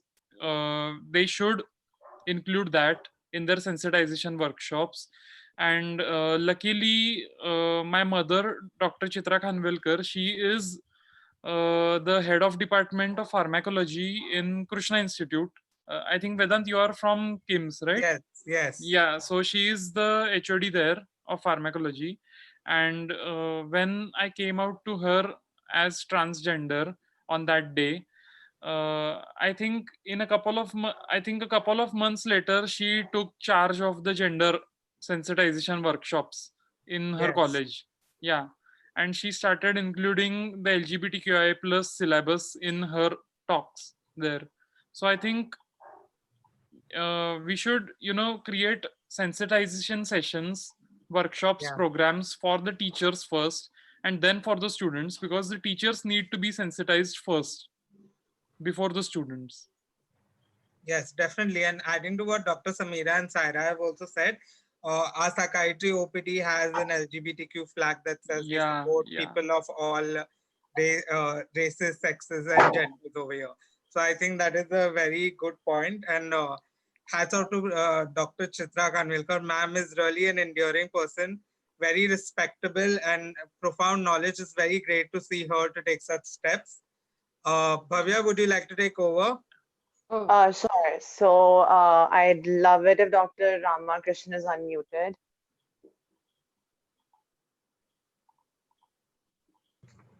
Yes, I'm unmuted. Okay, so since like we all now are well aware that you're into, public health, so what changes you feel that, they can help like in providing the LGBTQ life of, full of community, full of equality?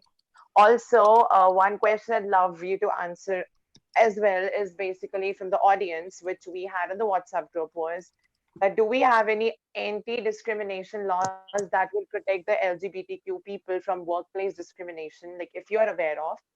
And what do you feel that is the main hurdle for the failure of equality for them, and how can we overcome that? Sorry, you went very fast with that last question. Could you repeat it, please? Oh, sorry, I'm sorry.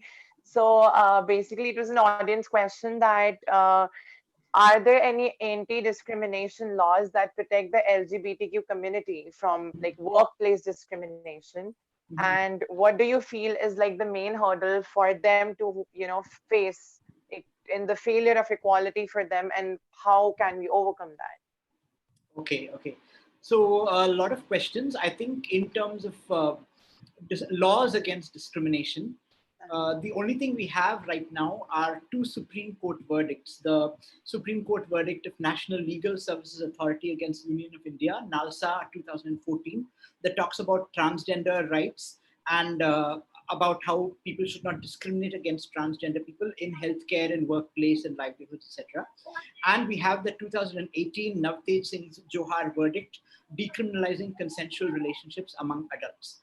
Now, that NALSA verdict has translated rather poorly into a Transgender Rights Act, which came out in 2019, which, even though it makes noises about anti-discrimination, it's very far from the NALSA vision.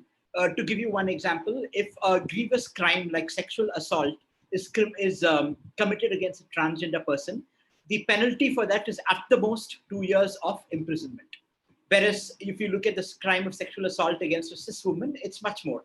So the Transgender Act really doesn't have many teeth. It really needs to be strengthened, and the trans community in India is trying to see whether that act can be modified, can be made stronger with stronger provisions and penalties against discrimination. Again, the Johar verdict basically says that two adults in a relationship of their own consent are not criminals, which is definitely a step up from the previous section 377, which criminalized everything, whether it was consensual or non-consensual. But for this to actually translate into an anti-discrimination act or law, we're still a far way from that. And I think that private companies, like Samira said, are leading the way in terms of anti-discrimination policies. And we need to get this out there and make it more widespread. Now, for students in particular, there is actually a good policy of the University Grants Commission, which applies to most institutions, all institutions of higher education, which basically modified, I think in 2016, the anti-ragging regulations to include ragging on the basis of real or perceived gender identity or sexual orientation. So if somebody is being ragged because they are a gender non-conforming person or suspected or are themselves out as LGBTIQ, you can actually seek recourse using the anti-ragging regulations. Unfortunately, many of the medical colleges and other higher education institutions are not even aware of this third amendment of the anti-ragging policy of the UGC. So one thing that all of you can do if you're students is please talk to the people who are in your anti-ragging committee and make sure they know about sexual orientation and gender identity-based ragging, and make sure that that circular is also put everywhere and displayed conspicuously. So that was one part of the question that I answered. Could you again remind me of what the other question was? Or what? Yeah, please. Yeah. Bhavya. I didn't get you, sir. I'm really sorry. No, no. Like there was some. No, what was the part of the question? Okay, so basically the question was that what you feel like are the hurdles in in those laws to be implemented properly, or what is like the failure of equality, like even we're in the 21st century and we feel that bahut equality hai, but still we don't see that. So what do you Yeah. feel are the hurdles in a country like India, and how can we overcome them? Okay, I think that the basic inequality that really one sees is the inequality imposed by patriarchy and heterosexism, which basically says there are two sexes. Associated with each sex is a set of traits, and these two traits are immiscible. And people who are assigned male have to be men and have to be heterosexual men and marry and produce children, preferably boy children. And females have to be women and be heterosexual and produce children, preferably male children. So anyone who doesn't conform, who doesn't fit in either of these two boxes, is in trouble. So to tackle homophobia or transphobia or interphobia or biphobia, we have to actually just get to the basic roots of these discriminations and tackle the sexism and misogyny. Because even now, medical institutions, departments, legal institutions, courts, everything is very sexist, male dominated, and pretty misogynistic. So you really have to tackle sexism and homophobia, and then get people to understand that homophobia or transphobia are manifestations of this misogyny. If men and women are considered unequal and women are considered inferior, that's the same reason a man who is seen by society as behaving like a woman, quote unquote, is seen as inferior, and that's why it's seen as such a blow to the parents if the male child comes out as gay or identifies as transgender. So I think we really need policy change, institutional change, and laws. But at the root of it, we need basic gender, sex, and sexuality education and addressing, sexism and misogyny that are at the root of all of these evils. Thank you. Thank you, sir, for like such an informative thing. We had one more question for you from the audience. So that says that is being LGBTQ invariably associated with either Klinefelter or Turner's or Androgen insensitivity? Not at all. And I'm sorry, my slides did not make this clear.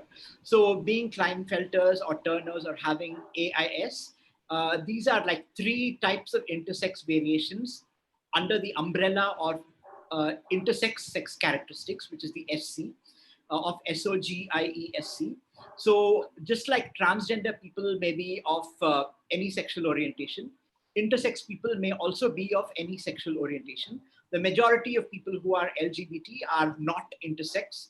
Maybe there's a small fraction that are. But being of a different sexual orientation or of a different gender identity does not mean that people are intersex. And these are very often conflated, like someone else was saying. Even now, the the medical institutions fail to distinguish between the two. I was in a committee with the Ministry of Health and Family Welfare in Delhi about 4 years ago, which was talking about transgender identity and self-determination. And all the doctors who are policymakers sitting in Swasthya Bhavan and Nirman Bhavan in Delhi said, oh, how can anyone self-identify as transgender? We are the doctors. We will be able to tell if someone is transgender or not after doing a karyotyping. So they actually have absolutely no idea what is intersex and what is transgender. And to go back to your initial question, someone who is LG, or T need not be intersex at all. But some of them may be. Yeah, thanks. Thanks a lot, sir. So now over to you, Vedant. Yeah, so my last question for the day, just before we wrap up with audience questions, would be to Anshul. So what are the tips you can give for people from the community, especially the young people? For the last, how many years? 20 years? Hello? Okay. Yeah, now I can hear you. Yeah. So what are the tips you would like to give young people who are suffering from mental health problems? As we've seen, a lot of them are more prone to self-harm, depression, anxiety, suicidal tendencies.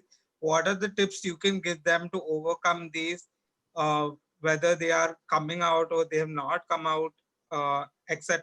And what are the things that you can give them to look forward to as they go through this journey and process?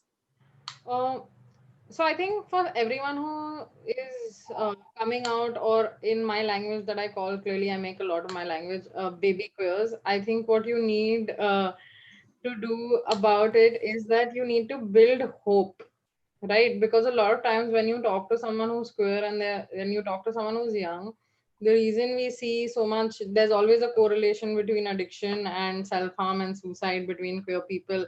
And matlab, if you know about borderline personality disorder, almost all of them unfortunately get diagnosed with that, and it's actually not true. What they are showing us symptoms of trauma that are given by society in itself, right? Which makes it hard. What they want to know is a possibility of life, that a life can be possible. Because everyone, so suppose I'm 26, right? Around about my age, when I was younger, I used to think, "Okay, I will do whatever the hell I want till 25, and then it'll be it." Like, who wants to live more, get old, So anyone have anything to like do? And a large part of it was because I did not think that a life after 25 would be possible in the first place.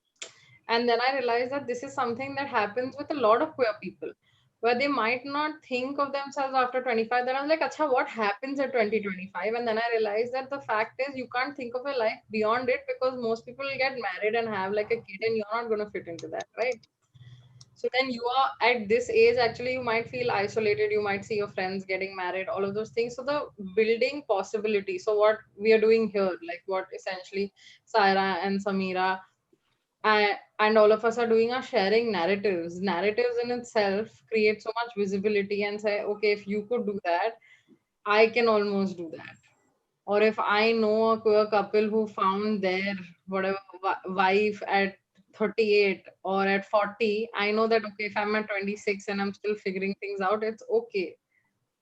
And that can happen. So there's something called as queer time, which Ketki taught me about how queer time. So like you will not follow the same graph as your cis straight friends, because unfortunately it's not going to work that way, because most people realize their sexuality and are open about it in their teens, right? But now here, because of there's so much internalized homo negativity, that we'll only come out later. We come out at 17, 18, 20, 25. Some people come out at 35. So suddenly you won't go through your entirety and find a partner, right?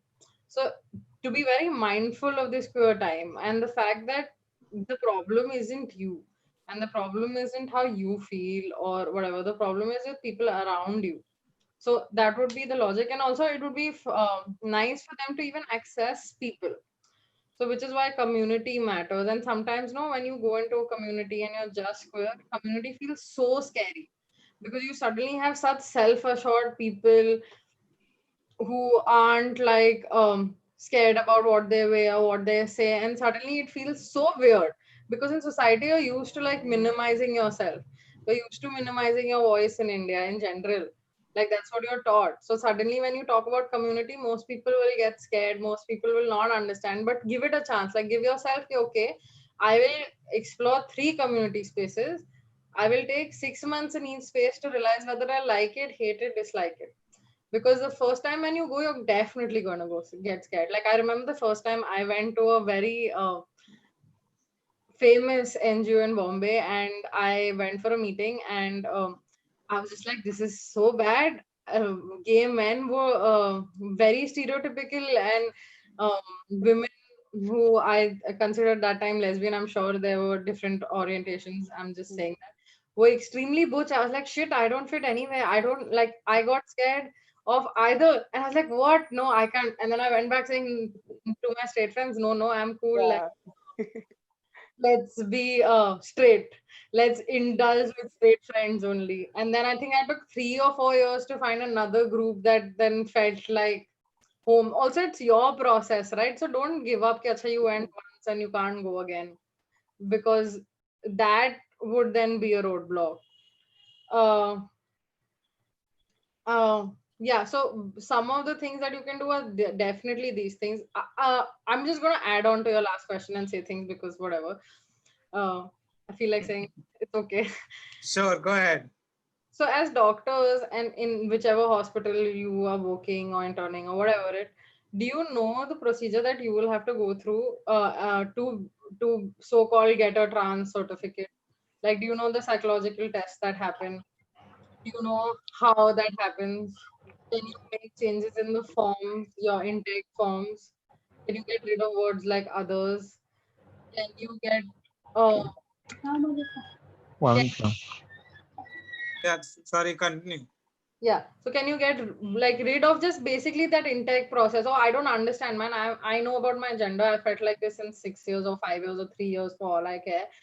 And is my team of psychiatrists sitting and gonna do Rorschach at me and MMPI because by this thing you need to do 2 tests to prove okay this is not part of your psychosis. Psychosis is whatever hallucination and delusion. But the question itself is, cannot someone who has hallucinations and delusions also be trans and be queer, and just because they are having a hallucination and delusion you will dismiss their gender?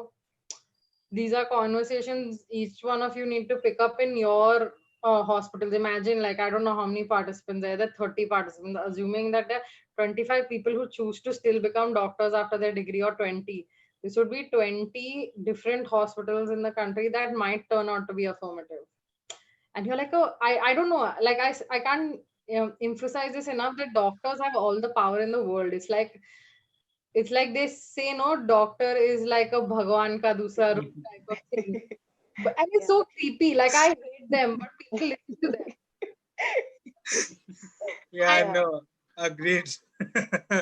because Dr. Samira wants to say something. Can Dr. Samira be muted? Aja. There's a question also that has been asked on the from the YouTube live. It's open to all the panelists. How do you think we can include gender sensitization at the school level, considering young minds are the most impressionable, and also in a country like India where sex ed is always so hushed and limited?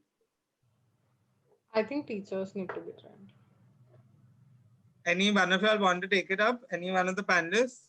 Can I go first since I was talking only? Yeah, sure. So because I've done this in schools where I've done a lot of gender sensitization with schools and teachers, I think what needs to happen is teachers need to be told, and what you need to get done is visibility, right? That possibility. You would need to get in people who children can identify as queer or is not queer. Like for example, I've dragged Vedang to a training, and you could see the difference in the. So we went to a school training together where I was doing the training. I just said come along, and he came along, and you could see the shift where in the start of the class they'll ask you, "Acha ladka ho ke ladki ho, bhaiya, didi, whatever," and then you just look at them and say, "I don't know," and they'll be like, "What? Why?" And then by the end of them, there will be people who'll come up and ask for your pronoun, which is very cute. And I think children are the easiest to like mold. Like you can tell them stories and they can like the concept will then sit with them for life. But obviously, like I think how Samira ma'am said that you need to go and catch that one head power position in each institute and be like, listen, this is good for you. Even if it means saying things like this is good for your publicity. Do you know how many people will come to you? And then doing it. But yeah, that's my what I think. Please add on. Yeah, Well that said, was. well said. And just to add, when we had gone for that gender sensitization workshop, it was really great to see kids respond positively. But the best was, I think, to see the teachers who for 40, 50 years have had this mindset about what is wrong and what is right in society come up to Anchal and hug her and say, you know, it doesn't matter who you are, what you identify, we accept you, and we've realized the pain you've gone through. I think that was, I think, I saw the biggest smile on the teacher's face and Anchal's face after that. Yeah, I'm just gonna add. So there was this kid who was like really small, and I just they were it was a so not Vedang's training, but there was this class which was horrifying, and they kept like yelling and not letting me speak. And I went with concepts, and it was my first time working with kids, and no one wanted to listen to me. If I would yell at them, they would yell back. It was just like horrible. Till the time I said, "Can I tell you a story?" And then they were like, "Yeah, cool." So then I told them the story of my life, and at the end of them, one kid got up and said, "Don't worry, I will protect you." I was like, "This is great." That is really truly amazing. Oh, that's And amazing. I think we are done with the questions also from the panelists, for the panelists and the audience members. I think this has been a great session, very heartwarming, touching, and yet very informative at the same time. I would like to thank all the four panelists for taking the time out in your schedules and coming to talk to us, for sharing your stories with us so bravely and creating a more visible and inclusive society. It's been really great to have all of you all. That's goodbye from me and the AMSA team and Project Samaya. Hopefully to see you all in the future and work on a more inclusive society together. Thank you. Thanks for calling us. Thank you, Thanks. panelists. Thank you Thanks so for much. being with us.